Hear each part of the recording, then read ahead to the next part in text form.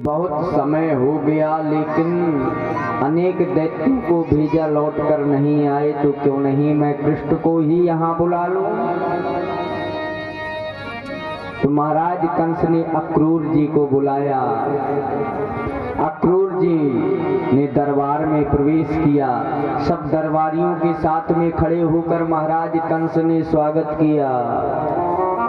आइए आइए मित्रों, तुम तो हमें बिल्कुल भूल ही गए। गृहीत्वा पाणिनं पाणि ततो क्रूरम उवाचः। जब हाथ बड़े आदर के साथ हाथ में लेकर के अक्रूर जी का स्वागत किया, अक्रूर जी की धड़कन बढ़ गई।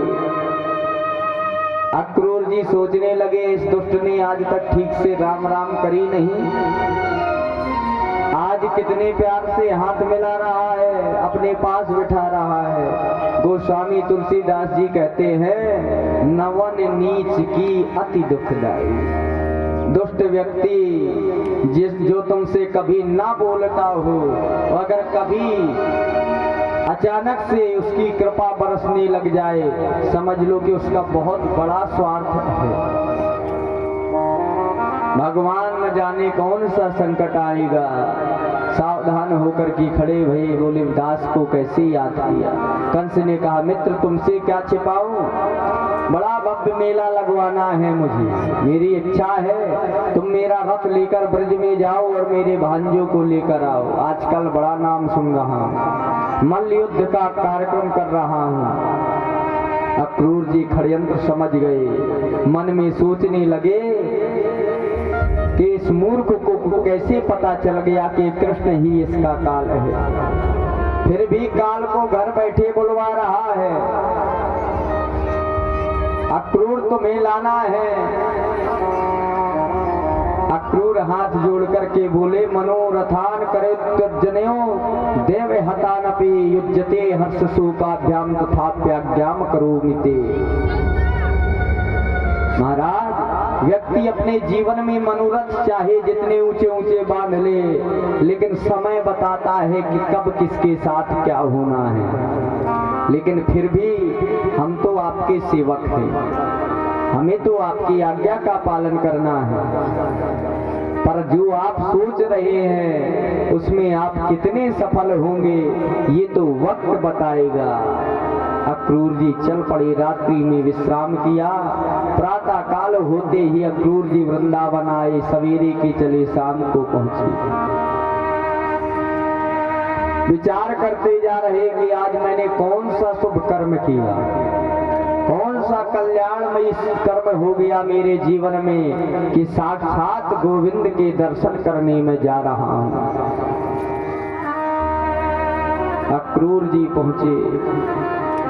जैसे ही अक्रूर जी पहुंचे तो उन्हें रास्ते में मृग का झुंड मिल गया।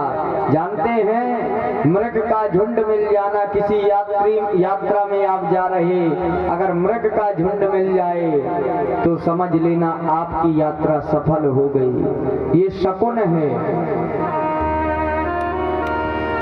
दाहिनी तरफ से दौड़ता चला आ रहा था, शुभ संकेत मिल गए कि मुझे प्रभु के दर्शन मिलेंगे। कैसा होगा उनका श्रीअंग, देखा नहीं। कीदृक्षामि नूनम सुखपोलनासिकं स्फीतावलोका रुणकञ्जलोचनम् मुखं मुकुन्दस्य गुडालकाव्रतम् प्रदक्षिणं मे प्रचिरन्ति वै मृगा। मानो भगवान के आनंद में समाधि लग जाती है। सुबह के चले, शाम को आ पाए अक्रूर जी। जैसे ही अक्रूर जी आए तो दोनों राम कृष्ण को देखा, बलराम कृष्ण को। ददर्श कृष्णम रामम चा व्रजे गोदोहनम गतो पीत नीलांबरोधरो शरद अम्बुहेक्षणो। मानो ऐसे लग रहा जैसे शरद पूर्णिमा के दोनों चंद्रमा एक साथ चले आ रहे। भगवान ने कृष्ण ने अक्रूर को देखा, अक्रूर को ले गए, जलपान कराए, चरण दबाए, शयन कराए, फिर पूछा कहो अक्रूर जी कैसे आए। अक्रूर जी बोले कि कन्हैया तुम सब जानते हो हम किस निमित्त से आए। प्रभु ने कहा ठीक है, लेकिन तुम हमारे बाबा और माँ यशोदा को मत बताना। भगवान कन्हैया ने पूछा क्यों अक्रूर जी, यदुवंश में कुशलता तो है ना मथुरा में। अक्रूर जी ने कहा कन्हैया जिस यदुवंश में, अरे नहीं मैं रुकवा,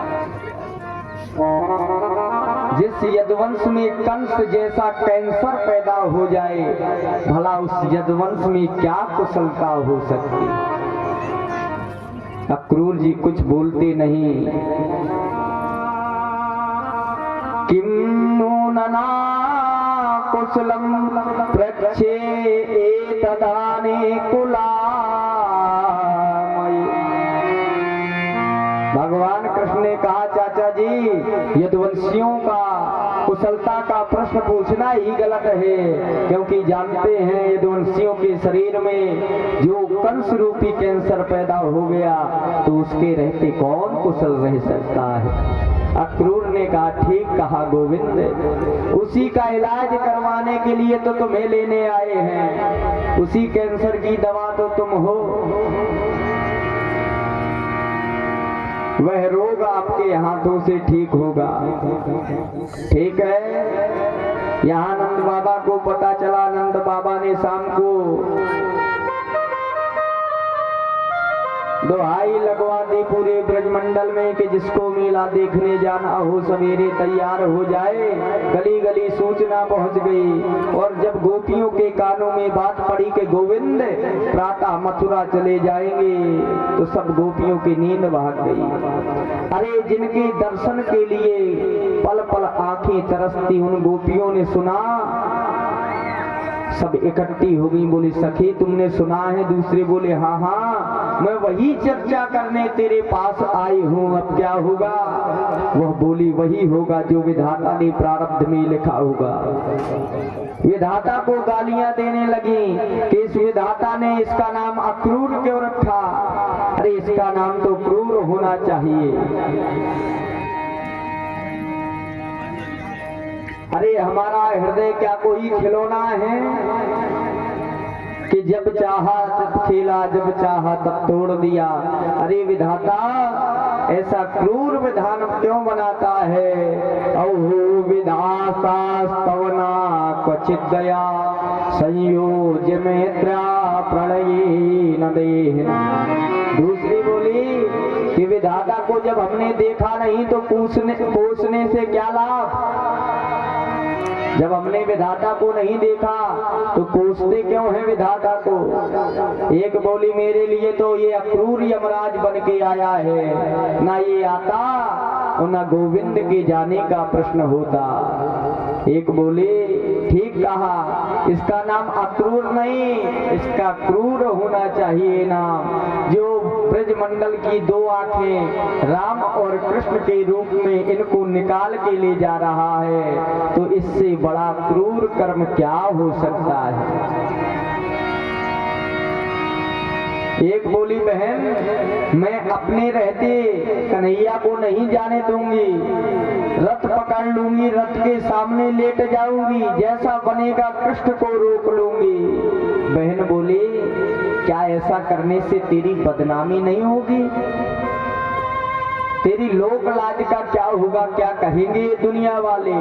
गोपी बोली बहन जब हमारे प्राण प्यारे चले जाएंगे तो ये लोक लाज भी चली जाए, इसको संभाल करके हम क्या करेंगे? कुल के बांधो लोग जो नाम देना चाहे सो दें, जो कलंक देना चाहे दे, जो आक्षेप लगाना चाहे लगा दे, लेकिन मैं रहते अपने रहते कन्हैया को नहीं जाने दूंगी। प्रभु के विविध नामों को जागती रात भर नींद नहीं आई। गोपियां विचार कर रही हैं कि जो प्रेम तुम्हें ब्रज में कन्हैया मिल रहा, यदि मत ब्रज को छोड़ करके मथुरा चले जाओगे तो तुम्हें वो प्रेम नहीं मिलेगा। कि प्रेम ऐसा कन्हैया नहीं पाओगे, नहीं पाओगे।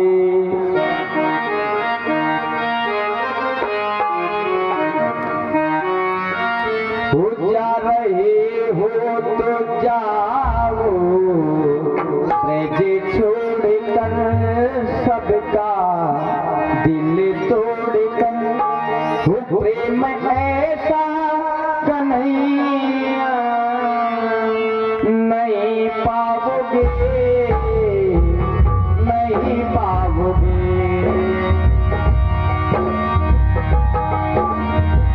हो जा रहे हो तो जाओ ब्रज छोड़कर, दिल तोड़कर। प्यारी ऐसा कन्हैया नहीं पाओगे, नहीं पाओगे।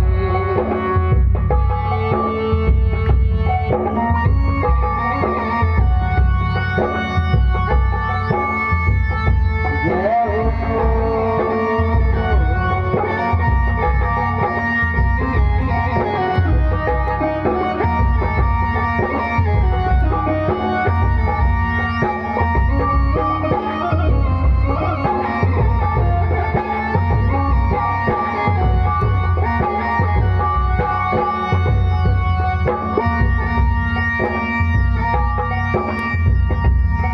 ये लताएं कदम के, ये डालियां तेरे बचपन की साथें। सांवरिया, सांवरिया।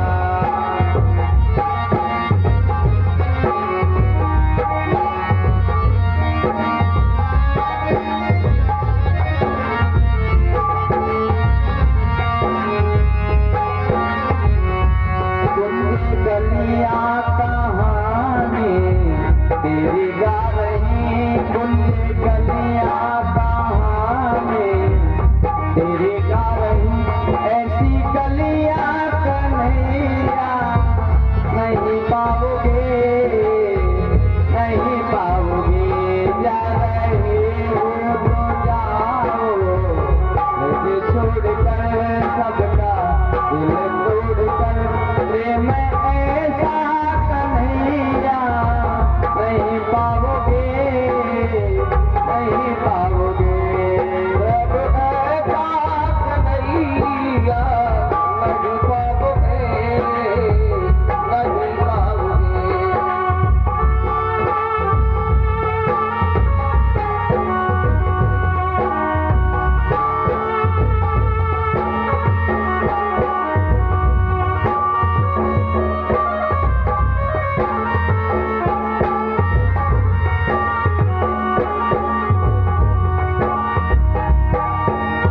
वालों को घर में आना तेरा, घर के छीके से माखन चुराना तेरा, चुराना तेरा। ले वालों को घर में आना तेरा, घर के छीके से माखन चुराना तेरा।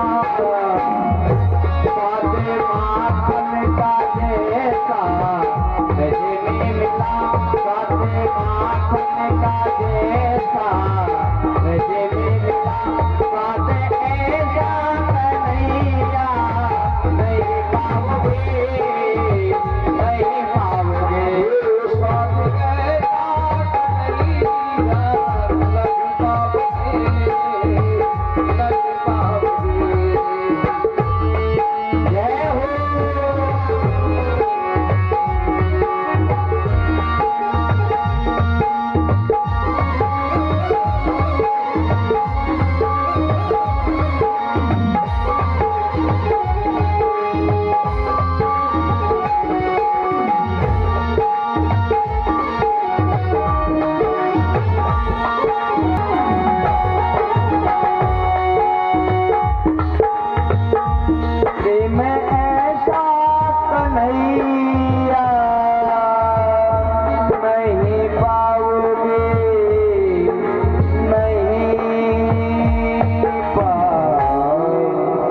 बोलिए कृष्ण कन्हैया लाल की। बोल भागवत मा